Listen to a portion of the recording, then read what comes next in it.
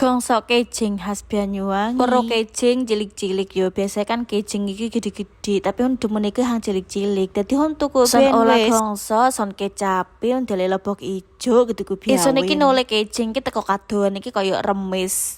Dadi kaya wong kaget gitu ya. Pole kan suwi ngono remes tibake kejing. Iku mau kejinge wis on rijiki wis on kumbya. Iki gawe ragine solong yo, ana lobok ijo, lobok abang, biawang-abang biang putih. Son tambahi jahe, ambi serik son irisi. Iku mau lobok ijo wis on irisi. Son gerus ben wis ragine mene gore yo, mene tambah enak. Iki kon irisi jahene kayak mene cepet ngerus. Serene mariku diceburekan pisan digerus dadi siji. Lengone kakean tapi emparan-paran wis. Mariku digongsok wis ragine ku yo. Lobok ijone wis diceburekan wis, mariku diku kicingi pisan. Diulet dadi siji mene rambut. Son tambah kecap, ambil saus tiram. Micine uyaya jelalai hon tambah roiko sidik biawin. Wis mariku diulet wis aja lali ditilikai. Iki diganti remis pantes enak rek yo suwi isonen tau yo nole remis iku ono. Jare son kejing iki mau remis wis sampe girang. Tibake luput tapi emparan-paran wis kayak yo enak. Ayo wis macang kayak gongsok kejing iki biawin enak.